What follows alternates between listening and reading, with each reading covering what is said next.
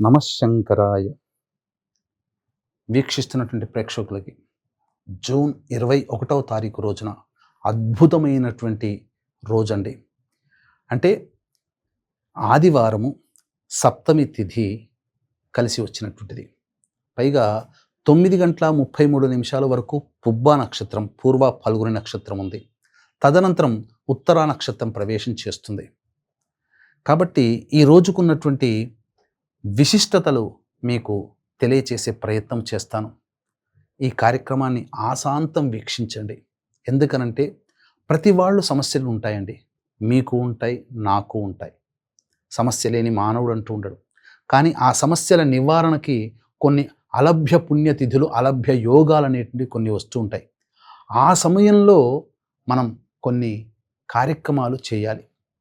ముందుగా ఏ కార్యక్రమం అంటే దాంపత్య సమస్యలు ఎదుర్కొనేవాళ్ళు, వివాహ సమస్యలు ఎదుర్కొనేవాళ్ళు, ఆర్థికపరమైన వ్యాపార అభివృద్ధి చెందలేదని బాధపడేవాళ్ళు, ఆర్థిక సమస్యలు, లోన్లు శాంక్షన్ కాకుండా ఇబ్బంది పడుతున్నటువంటి వాళ్ళు, అన్నిటికంటే ముఖ్యంగా బంధువుల చేత చిన్నచూపు చూపబడుతున్నటువంటి వాళ్ళందరూ కూడా ఈ రోజున ఎటువంటి పరిహారం ఎప్పటి లోపల చేసుకోవాలి.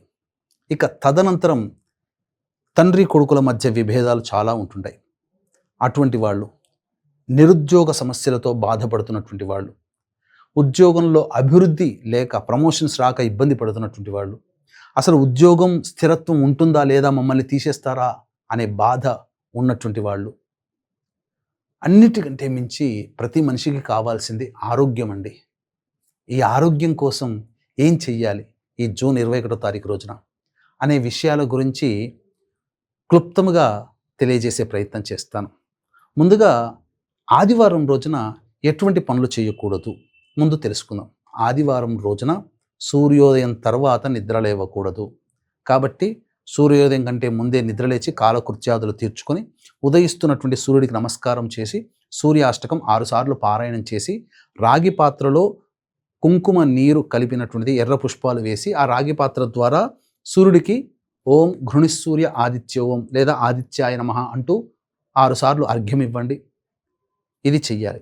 ఈ యొక్క ఆదివారం రోజున గోళ్ళు కత్తిరించుకోకూడదు, జుట్టు హెయిర్స్ కటింగ్ చేయకూడదు, ధూమపానము మద్యపానము పనికిరాదు, బ్రహ్మచర్య వ్రతాన్ని ఆచరించాలి. అభ్యంగన స్నానం అనగా ఒంటికి నూనె రాసుకొని ఎవ్వరూ కూడా స్నానం చేయకూడదు. అసలు ఈరోజు మొత్తము తలకి నూనె పెట్టకూడదు. మధ్యాహ్నము అస్సలు నిద్రపోకూడదు.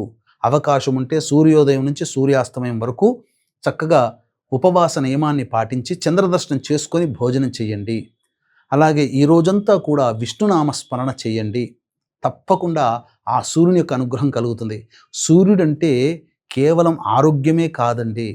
సూర్యుడంటే ఆయుష్నిస్తాడు, ధనాన్ని ఇస్తాడు, కీర్తి ప్రతిష్టలను ఇస్తాడు, ఉద్యోగ స్థిరత్వాన్ని ఇస్తాడు, కుటుంబ సభ్యుల మధ్య అరమరికలు లేని ప్రేమ తత్వాన్ని పెంపొందింపచేస్తాడు. కాబట్టి ఈ విధంగా చెప్పినటువంటి నియమాలు పాటించండి.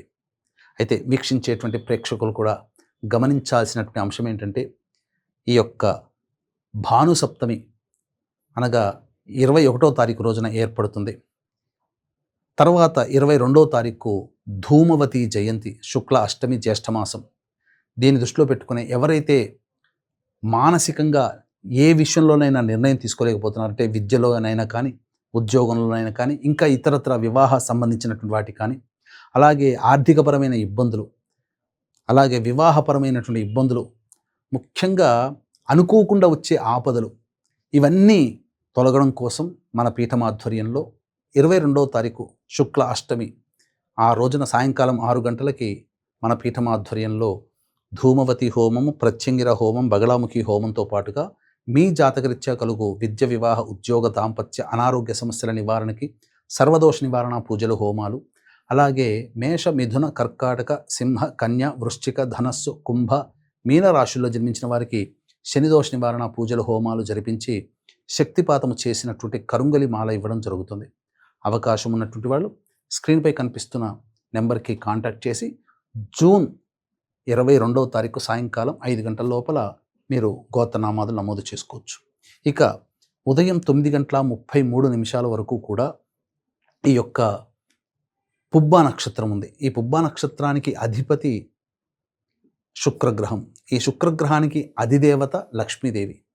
కావున ఎవరైతే వివాహ సమస్యలు, దాంపత్య సమస్యలతో బాధపడుతున్నారో, ధనపరమైనటువంటి ఆర్థిక పరంగా, వ్యాపార పరంగా ఇబ్బందులు పడుతున్నారో, ఇంటికి సంబంధించి లోన్స్ శాంక్షన్ కాక ఇబ్బంది పడుతున్నారో, అటువంటి వాళ్ళకి సంబంధించి ఈ రోజున 9:30 లోపల, అంటే ఉదయం 8 నుంచి 9:30 మధ్యకాలంలో పుబ్బా నక్షత్రం ఉంటుంది.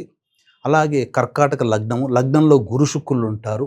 ఆ సమయంలో లక్ష్మీ అమ్మవారి ఫోటోకి కానీ లేదా లక్ష్మీ అమ్మవారి విగ్రహానికి ఎర్రటి పుష్పాల మాల వేసి తేనెతో అమ్మవారికి అభిషేకము జరిపించి చక్కగా అలంకరణ చేసిన తరువాత నాటు గులాబీ పూలతో అమ్మవారికి అష్టోత్తర పూజ చేయండి. లక్ష్మీ సహస్రనామ పారాయణం చేయండి. అలాగే ఈ యొక్క బెల్లంతో చేసినటువంటి పాయసాన్ని అమ్మవారికి నైవేద్యంగా పెట్టండి. విశేషించి ముత్తైదువులకి ఒకరు లేదా ముగ్గురికి మీరు అమ్మవారికి ముత్తైదనగా ఈ సంబంధించిన అద్దము, దువ్వెన, కాటుక, గాజులు, రవిక బట్ట, పూలమాల, పసుపు, కుంకుమ ఇవన్నీ ముత్తైదుకి వాయనమిచ్చి ఆశీర్వచనం తీసుకోండి. తప్పకుండా పిల్లలకి వివాహం అవుతుంది, దాంపత్య సమస్యలు దూరం అవుతాయి.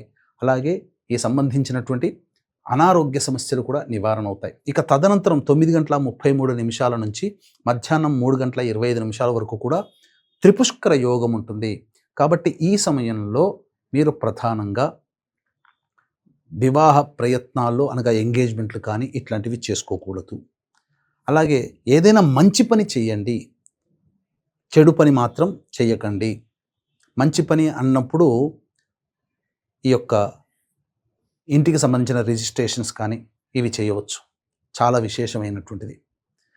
ఇలా మీకు ఒకటి చేస్తే 3 సార్లు లాభం కలిసి రావాలి. అది త్రిపుష్కర యోగంలో ఉండేటువంటిది. ఇక తదనంతరం ఎవరైతే ఉద్యోగపరమైనటువంటి సమస్యలు, నిరుద్యోగులు ఉన్నారో, ఉద్యోగంలో ఉంటుందా పోతుందా, మనల్ని బెంచ్ మీద పెట్టారు, లే ఆఫ్లో పెడతారు అని అభిప్రాయం ఉన్నటువంటి వాళ్ళు, ప్రమోషన్స్ కోసం ఎన్ని ప్రయత్నాలు చేసినా కావట్లేదు, అలాగే అధికారుల యొక్క అభిమానము, అండదండలు కావాలనుకునే వాళ్ళు, ముఖ్యంగా గవర్నమెంట్ కాంట్రాక్ట్స్ తీసుకొని తద్వారా బిల్స్ శాంక్షన్ కావాలనుకునేటువంటి వాళ్ళు, ఇటువంటి వాళ్ళు ఈ రోజున చక్కగా ఈశ్వరుడికి అభిషేకము జరిపించాలి. అనగా చెరుకు రసముతో అభిషేకము జరిపించి ఎర్ర జిల్లేడు పుష్పాలతో అర్చన చేయాలి. ఈ విధంగా ఎవరైతే ఈ నియమాన్ని పాటించి ఓం నమో భగవతే వాసుదేవాయ అంటూ ఒక 1000 సార్లైనా 10,000 సార్లైనా జపం చేయడం, సూర్యాష్టకం పారాయణం చేయడం, లేదా సూర్యునికి నామమైనట్టు ఓం ఘృణిసూర్య ఆదిత్య ఓం అనే నామాన్ని 1000 సార్లైనా జపం చేస్తారో వాళ్ళకి ఆ సూర్యుని యొక్క అనుగ్రహం, ఎందుకంటే 9:30 నుంచి మధ్యాహ్నం 3 గంటల లోపల ఉత్తర నక్షత్రం ఉంటుంది. ఇది విశేషము. ఉత్తర నక్షత్రానికి అధిపతి రవి సింహరాశిలో ఉంటాడు. ఆదివారము రవి అది కారకుడు. సప్తమి తిథి కూడా రవికి సంబంధించినటువంటిది. ఈ విధంగా చేయండి. ఈ రోజంతా సాయంకాలం వరకు ఉపవాసం ఉండి చంద్రదర్శనం చేసుకొని భోజనం చేయండి. చాలా విశేషం. ఇటువంటివి ఎవరైతే చేస్తారో వాళ్ళకి తప్పకుండా ఆ యొక్క సూర్యుని యొక్క అనుగ్రహంతో ఉద్యోగం స్థిరత్వం అవుతుంది, ధనప్రాప్తి కలుగుతుంది, అధికారుల యొక్క అండదండలు కలుగుతాయి, ప్రభుత్వ పరముగా వచ్చే ఇబ్బందులు, సమస్యలు నివారణ అవుతాయని చెప్పడంలో ఏమాత్రం సందేహం లేదు. అవకాశం ఉంటే జూన్ 22వ తారీఖు రోజున మన పీఠం ఆధ్వర్యంలో సాయంకాలం 6 గంటలకు జరిగే సర్వదోష నివారణ పూజలు, హోమాలు, ధూమవతి, ప్రత్యంగిర, బగళాముఖి హోమాల్లో మీ గోత్రనామాలు 22వ తారీఖు సాయంకాలం 5 గంటల లోపల నమోదు చేసుకోవచ్చు. సర్వం శ్రీ ఉమామహేశ్వర పరబ్రహ్మార్పణమస్తు.